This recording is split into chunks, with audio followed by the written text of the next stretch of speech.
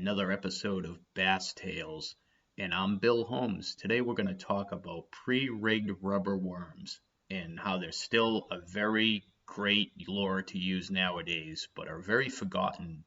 So let's get right into it.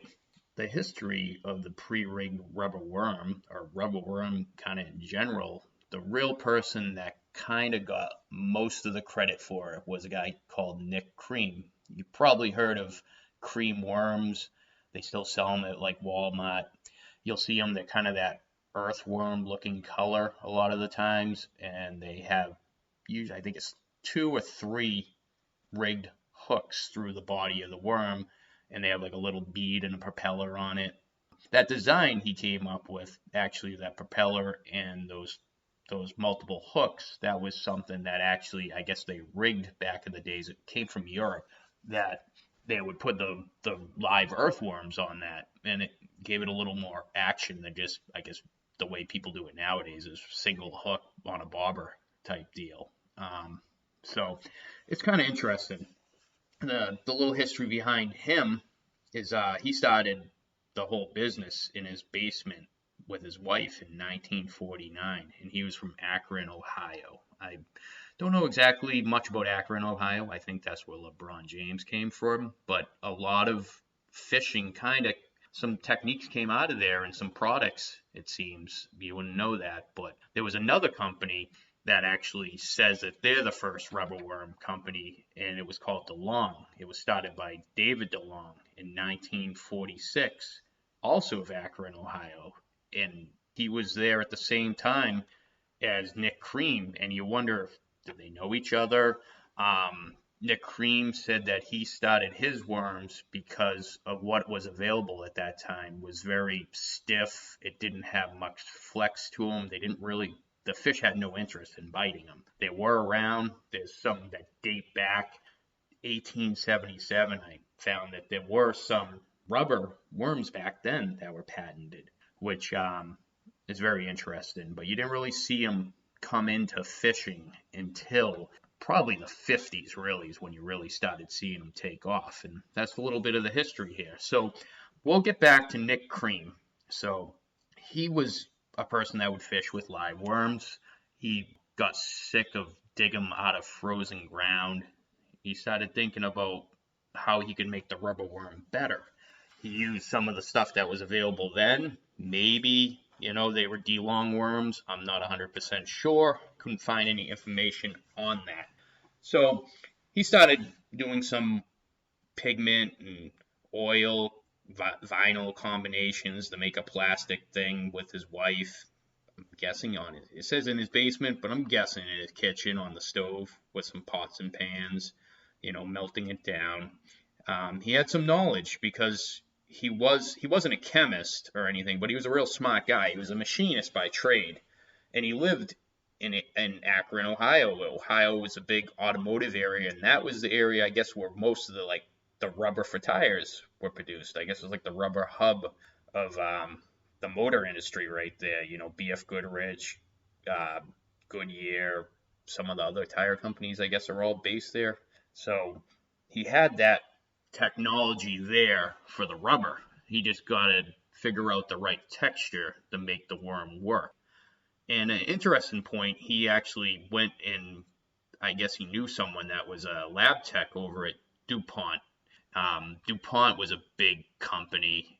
A little bit of history on them. They're actually the ones, I'm pretty sure, that invented the monofilament fishing line. It didn't get popular at that time, but I think it was already in the works because they are the ones that started Stren monofilament lines, which was the first big commercial. Is still made today. You'll see that at Walmart or any fishing store pretty much. And they were the company that was originally making Stren lines before I think they sold it out to Pure Fishing in maybe the 90s, something like that. But maybe someday we'll do an episode about DuPont and some monofilament lines. That's a good one to talk about. So what happened is basically Nick Cream, he wanted to get into a rubber worm. He was sick of digging up night crawlers and dealing with that. Lures are better than fishing with natural baits. You don't have to worry about finding them or paying for them. You can catch multiple fish on them. So he started playing around with that, him and his wife, and trying to figure it out. He got some of that stuff from DuPont Lab, from trial and error. He took a while, probably a few months, going back and forth, trying them in the waters that he fished, till he finally got one that he found was the perfect texture. And that was called the cream wiggle worm, and today it's called the scoundrel. So they changed the name at one point, maybe in the 80s, something like that. But he finally got that, came out in about 1951, and they were $1 for a 5-pack of them. And like I said before, they were pre-rigged. This is the way they did rubber worms back then. They were pre-rigged with the hooks through the body, had a little propeller and some beads. That was just typical because that's what the bait anglers were using at that time. So he was just kind of copying that technique. Well, the big story behind it is that he was pushing it real hard. It never really caught on, but he had, a supplier. He was getting them to tackle shops. And then the story is that in Texas, bass fishing was getting really big. They created these reservoirs, and when they created these reservoirs, a lot of the timber from the trees were just pushed into the waterways. They were filled and they were just left there. So Texas was becoming this huge bass fishing area at that time in the 1950s, and that was just a popular game fish. It was starting to really become more popular than trout fishing, and that was the game fish down in Texas. So the story is kind of interesting, and they don't know who it was, but anyone that fishes knows of the Texas rig. So this guy was, I guess, took a cream worm. The way they were designed back then, they come with the harness, but they also, I think, included a worm that didn't have the hooks in it as like a replacement worm. So you could run the harness through it, put the hooks through it. So it was just the worm without any hooks or anything in it. And he figured out that he cut the little brass eyelet that tied onto the fishing line. He cut that off a little bell sinker, put his line through, tied on some type of hook. They didn't have, obviously, the hooks we have of today, and sunk the hook into the body, so it became weedless. Because the issue was with those exposed hooks fishing in these ponds in Texas, you would just get tangled within the brush in the timber, and that's where the bass are. They stay in that confined area for protection for themselves, but also that's so they can ambush their prey. Whatever smaller fish swims by, basically they eat, and that's why they hide in those brushes.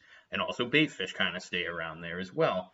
So this guy, this unknown angler, it would be nice if we knew, he came up with this design, and then he must have had a bunch of buddies they fished with, and they all started fishing that way.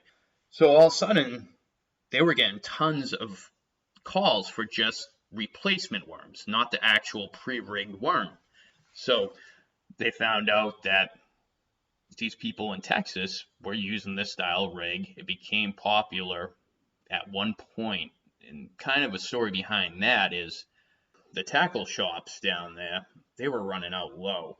In one of the tackle shops, it's kind of funny, the guy that's the president and the owner, his family owns, his last name's Kent, I believe.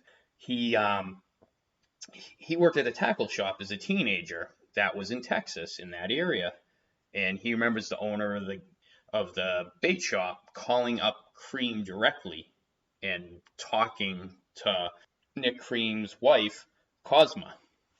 I don't know if I'm pronouncing that like Cosma Cream. Kind of a different name, kind of neat. Maybe it'll come back into popularity someday. That would be kind of neat. Yeah, maybe one of you guys want to name one of your daughters after her. Cool name. But so what happened is this guy was, he couldn't keep the worms on the shelf. He called the distributor that were out of stock. So he reached out to her directly and said, listen, I need some worms. And she's like, well, you have to go through the distributor. And that's how a lot of things done. Nowadays, a lot of stuff's direct because you can order from any manufacturer practically nowadays right on their website. Didn't have that technology back then. You had to go to your hardware store, your tackle shop to get your lures or worms. So he talked to her and said, please send me some worms. She said she couldn't, and he asked if she liked roses. Obviously, she liked roses. Most women do. So after he hung up, after she said she wouldn't do it, he went to his local florist and ordered 2 dozen roses to be sent up to her up in Ohio. And she took the roses, and I ended up sending them packs of worms directly and not going through the distributor. And that's kind of a neat story that the guy that owns the actual Cream company that bought it after Nick Cream passed away, he was a teenager and he saw the growth of this company. And it's just very interesting how stuff like that happens. It's like full circle, like everyone's kind of connected almost in a way. Very interesting. So we all know how popular the Texas rig is, and that's what really grew Cream to like the #1 worm and the credit for starting the worm craze basically in bass fishing. But a very interesting fact too about Nick Cream, he was also not just a very good inventor or businessman. He was a real smart guy. He actually started one of the first like pro team promoting. He got anglers. And one of the anglers was actually Bill Dance, which most people probably know who Bill Dance is. But he used to be a professional bass angler with bass back in the day. At this time, I don't know if they had the first bass tournament when Cream brought him on, but in the first one, they were probably having tournaments, but Cream got these guys. He got professional fishermen. He found one guy that was, he went into a tackle shop and saw that this guy caught all these huge fish in Texas. Because at this point, which I kind of left out later, him and his wife, they ended up moving to Texas because that's where all his business was, most of it. So they moved down to Tyler, Texas. And that's where the big largemouths were in these reservoirs, and people were using this Texas rig style. So he moved down there and opened a factory and be close to your customers. That's a smart move. So he started a pro team, and Bill Dance, wow, he was one of his, as a young guy, he was one of his first pro team members, and he was fishing bass tournaments, a known angler, I guess at the time, still being young. And he came in second place on the first bass, BAS, tournaments on Beaver Lake. So he came in second place fishing a Cream Texas rig worm.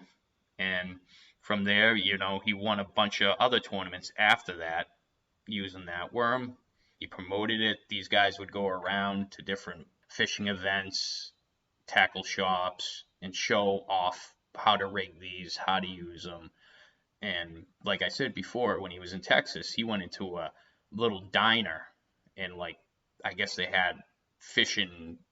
I don't know if it was the actual pictures back then or what it was, but there was this one guy that on the walls of this diner, he had caught multiple huge fish. I forget what his name is. Sorry about that. He actually got him as a sponsor, and this guy was a really valid big bass fisherman, and he went around, promoted the product, and showed how you could fish it between the timber and the brush where these big fish hid. And these techniques really pushed forward the sales of these Cream worms with this promotion of these anglers. So that's kind of a neat story to it, because it might have been, one of the first companies that actually promote some of these pro anglers and advance them. But we all know the Rebel worms got huge in the 60s through the 80s. It's still huge today, obviously, but it seems like more stuff's reverting back to plugs over worms. It's everything out there in right situations will catch fish. There's trends in all sorts of different products, but a rubber worm will always catch fish if it's popular or not. And you can pretty much use a rubber worm year round. There's no times where you can't really catch fish with a rubber worm. You can fish them real slow. It's a great tool in your tackle box. That's for sure. So Nick started out with just, a natural color, that earthworm color, which is still, seen, that seems like that's their color. Not many other companies, I think, use that color. I don't know how well it really works. I didn't really fish with cream worms. I used them a couple times when I was younger. I think I caught a couple smaller fish on it, like maybe a panfish, sunfish. But he also had the black and the white. I'm guessing when these people started texting and rigging them, they went with more of the black type colors. That's a very popular worm color and really works well. Maybe they used that earthworm color, but I'm guessing they didn't because it never really took off. That's just my theory on it.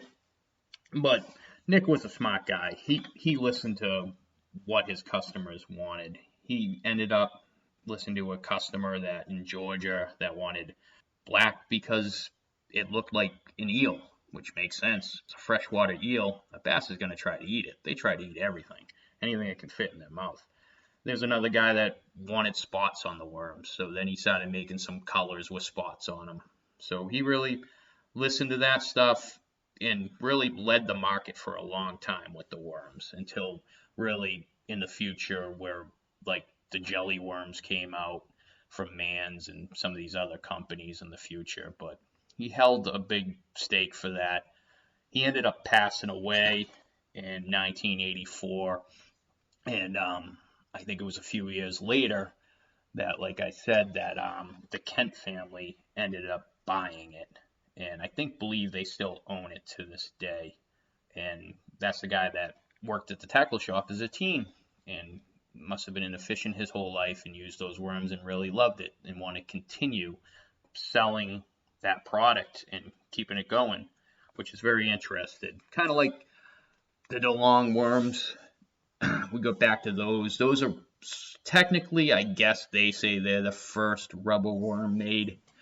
I don't know. It's hard to say. It's just funny because I would just consider the city of Akron, Ohio, the birthplace of the rubber worm because they were both there. And David DeLong started it, but I have a feeling that maybe Nick Cream tried his worms because they came out a little before him. He did say that he didn't like the texture, and it is said that David DeLong changed his rubber formula after the cream worms and realized they were better. But I've never fished with these DeLong worms, but I've heard they're very good worms too. They ended up going out of business at some point, and then they got bought out. And then recently, a couple younger anglers that ended up fishing with these, and they were from Ohio in that area, ended up buying the company back from this company that had the name during the pandemic. So full circle around again. I guess the company left.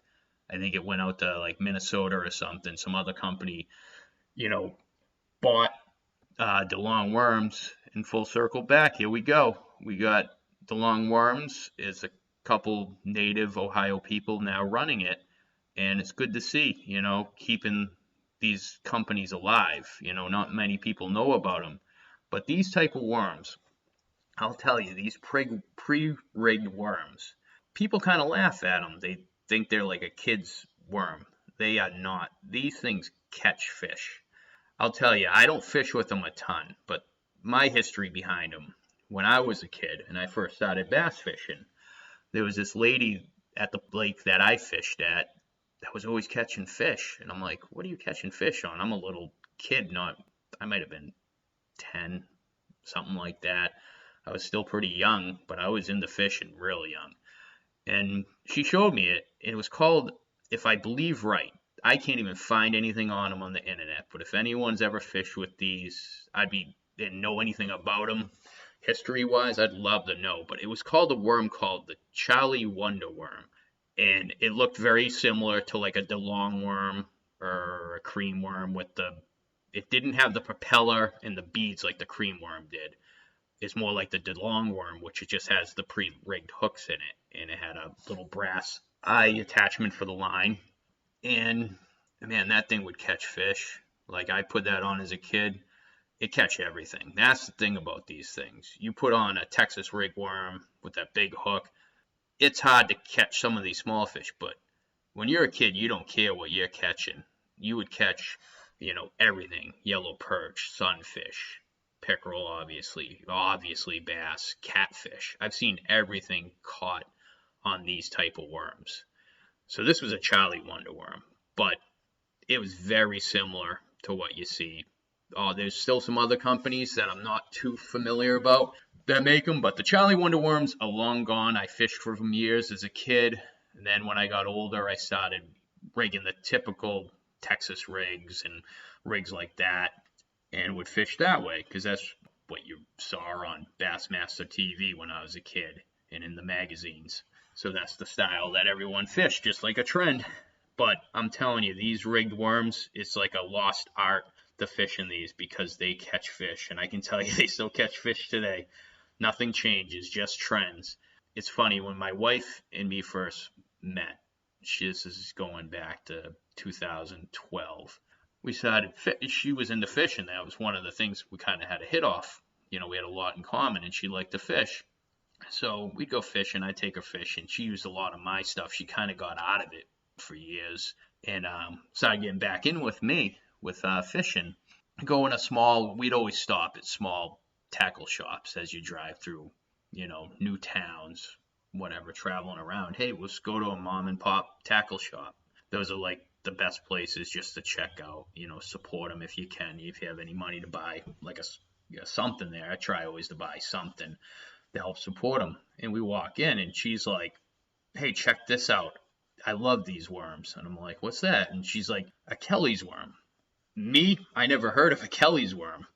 And I'm like, hey, that looks like a Charlie Wonder worm, which they don't make anymore. And she's like, oh, no, these are Kelly's worms. I never heard of Charlie Wonder worm. So it's kind of a running joke we had going where I'd call a worm a Charlie Wonder worm. And she's like, no, it's a Kelly's worm. And Kelly's worms, I ended up using them a couple times with her. And those catch fish just like the Charlie Wonder worm. They catch a lot of fish. And my wife always fishes with these things. Not always, but she loves them. She fishes them all year round. She fishes them real slow on a spinning reel setup, just real slow. And I'm telling you, she outfishes me a lot on these worms.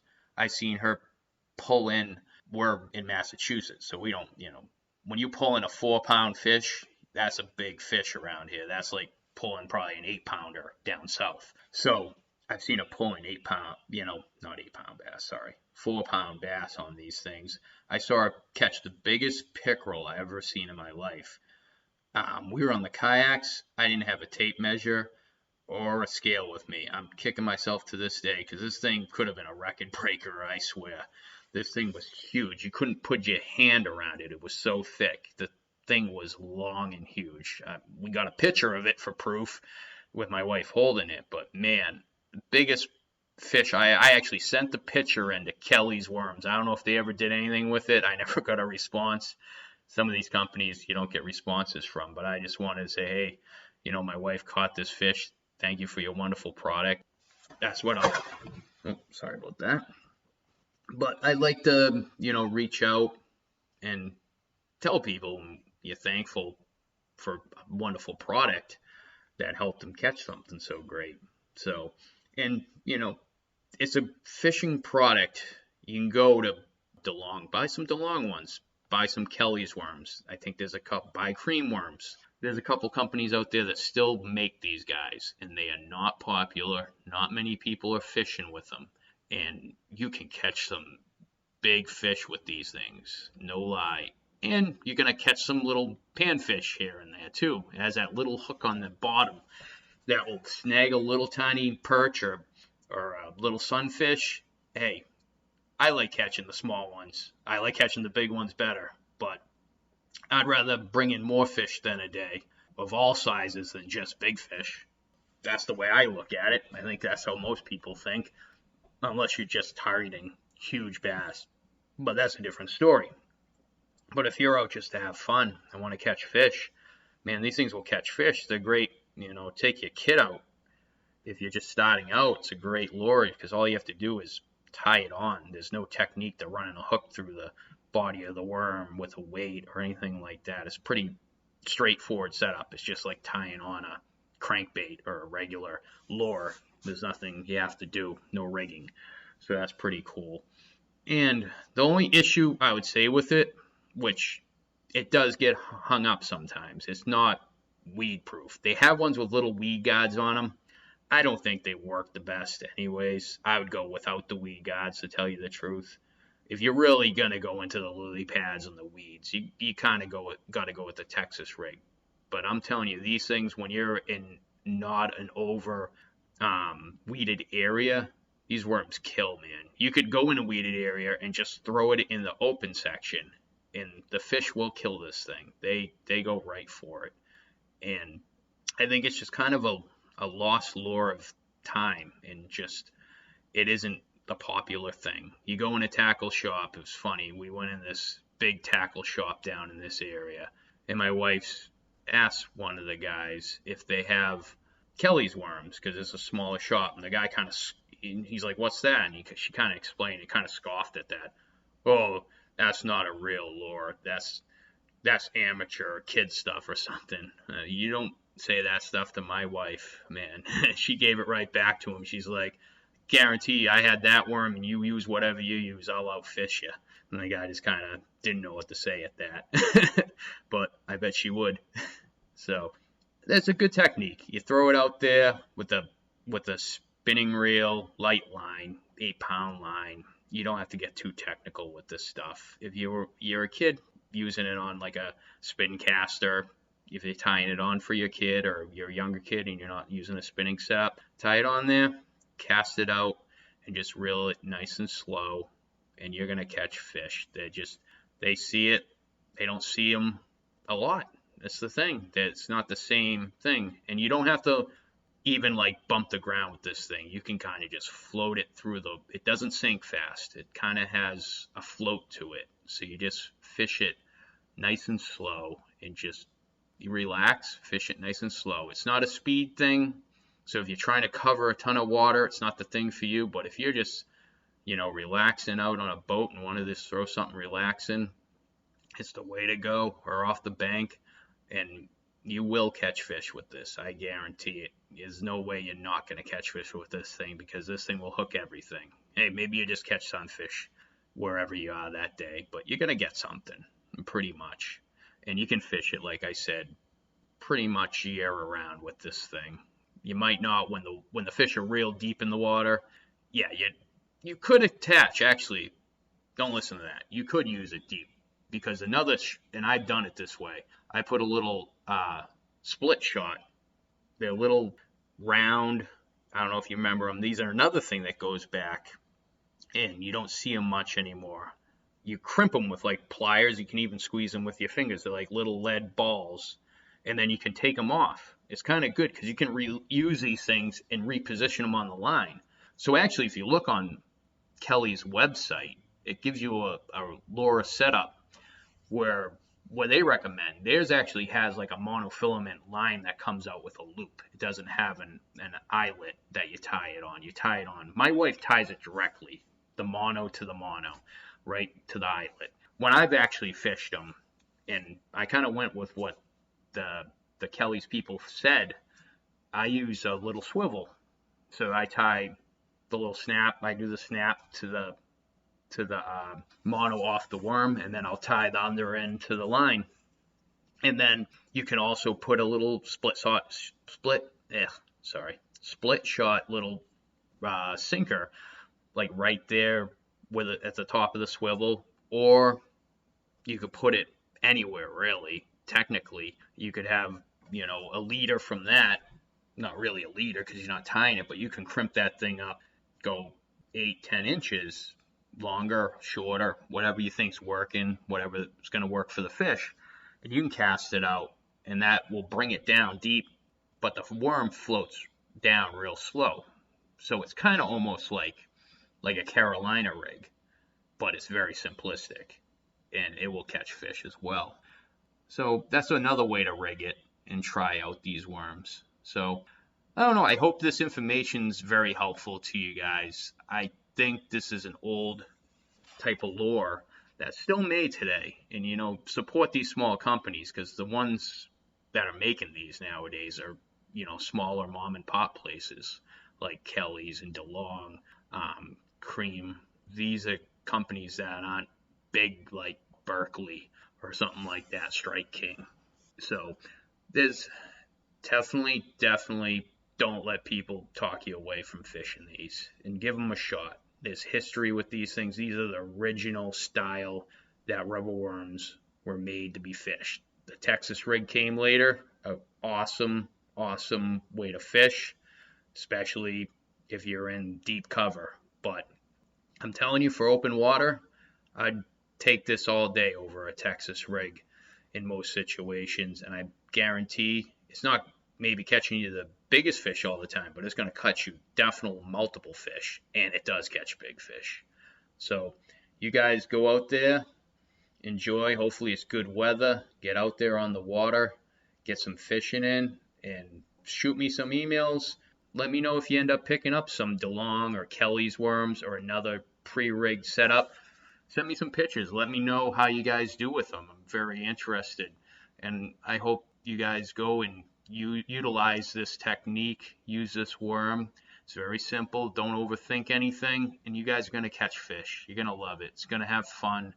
If you're an older angler and you're fishing all these newer techniques, hey, this is another tip, another something you're like, hey, I never tried this. I thought that was something my grandfather used. It don't matter. You catch fish on it, I'm telling you. So everyone have a great day. Thank you for listening. I really appreciate it. And get out there and catch some lunkers.